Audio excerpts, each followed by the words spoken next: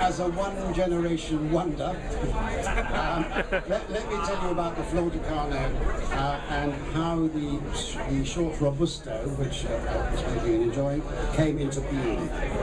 Now, Flor de Cano is a brand that was born in Havana in 1932 when Juan Cano Sainz and his wife Consuela decided to hire a cigar roller to make cigars literally on their kitchen table.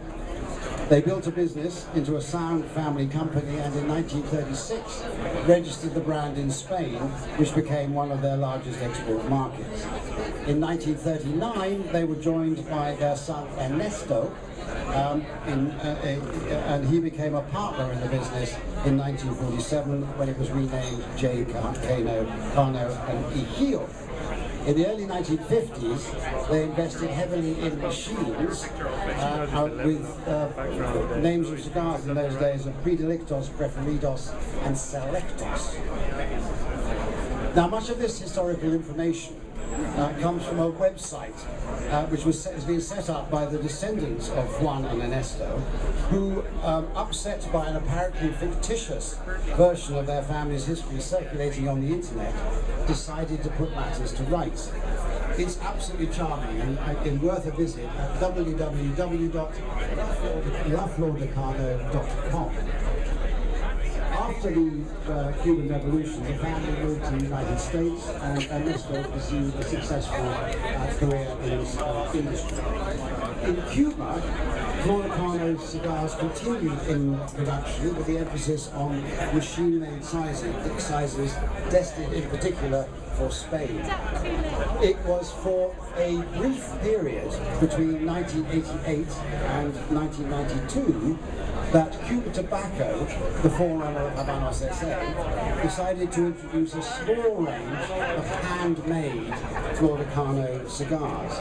The range consisted of a Churchill, which was called the Diadema, a Corona Gorda called the Gran Corona, and a Robusto size known as the Short Churchill. All these sizes were made at a cigar factory in the Marianao district of Havana, named Héroes del Moncada, the Heroes of Moncada, after one of the first engagements in the Cuban Revolution. Previously, I believe it had been the home of the Jose Eli Piedra brand, but in the early 1990s, everybody referred to the factory as El Rey del Mundo, but that was erroneous. Cigars manufactured there could be recognized by the letters HM stamped on the bottom of the box. Now, small quantities of these sizes, mostly the Diademas and the Short Churchills, appeared in London from 1988 and latterly in Hong Kong up until 1992. There are not many people around today who remember these cigars.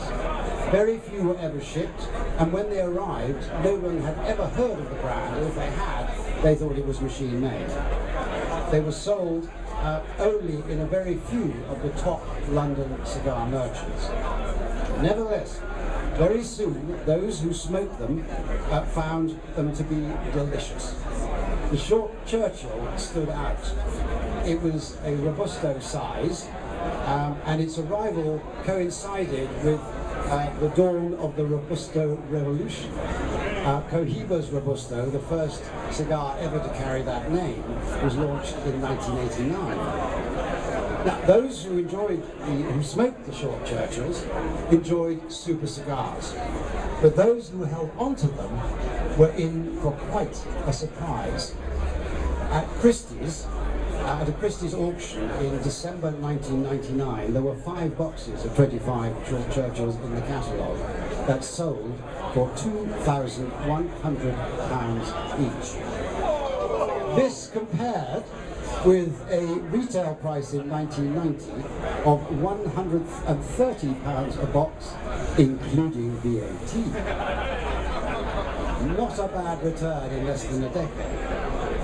4 months later, Christie's again, a box reached £3,600. They were achieving prices that you would expect for Cuban Davidoffs and Dunhills, but not for Flor de Cano.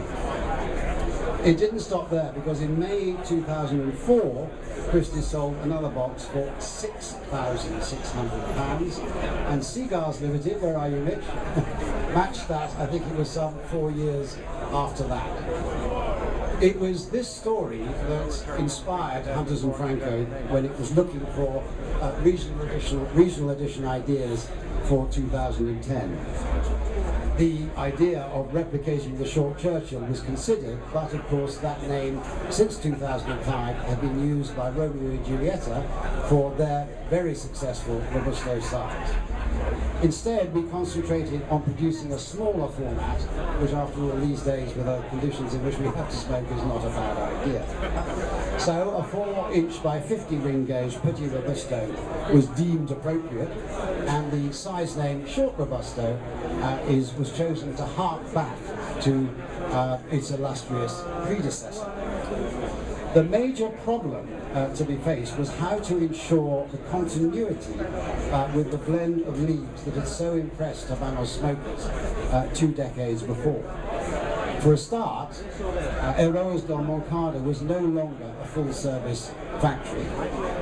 In recent years, it had been delegated or relegated to a support facility for La Corona, where they were sorting leaves and doing quality checks.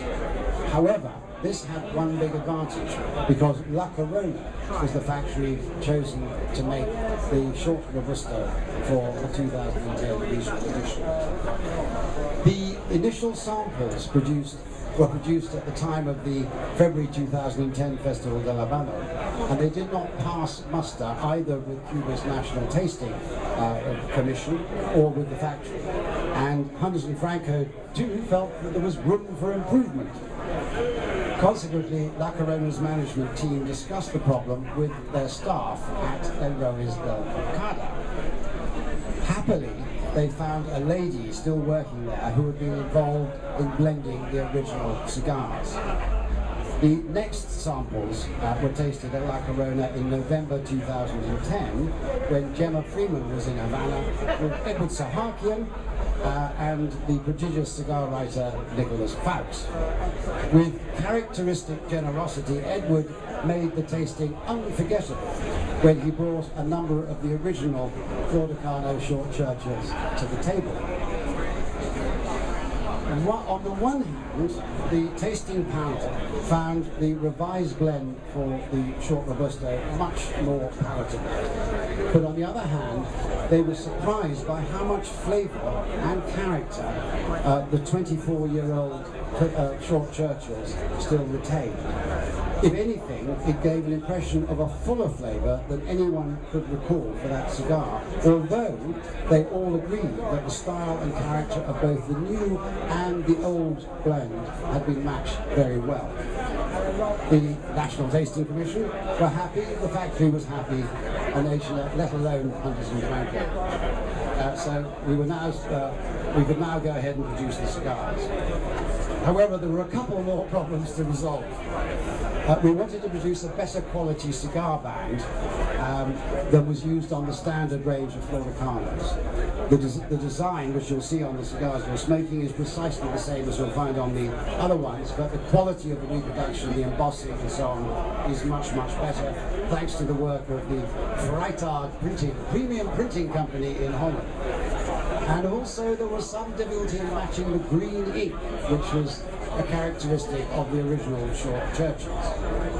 Now, the resolution of all these problems, challenges, has meant that patience has been the order of the day for smokers looking forward to their first taste of the short Robusto. But as they say, good things are worth waiting for. Whether the short Robusto will be met with the same enthusiasm as the short Churchill remains to be seen, as does its potential as a star investment. Suffice it to say that only 30,000 of the short Robustos have been made, and they are presented in 1,200 numbered boxes. And if their predecessor is anything to go by, they will age well. The Paul Larrañaga Regalias de Londres is a cigar that you may well have smoked before. However, I am confident that you'll be if you have, you'll be happy to receive another two, because in my view, it is an exceptional smoke. As you know, this was the other of the 2010 Hunters UK regional editions, and we had great fun in creating another of the gold bands, which we first introduced for the Magnifico in 2007, based on a century-old design which I had come across. This particular cigar, in my opinion, goes exceptionally well with champagne, and we are privileged tonight to be matching it with this delicious Paul Roger Vintage 2000. Thank you, Paul Roger.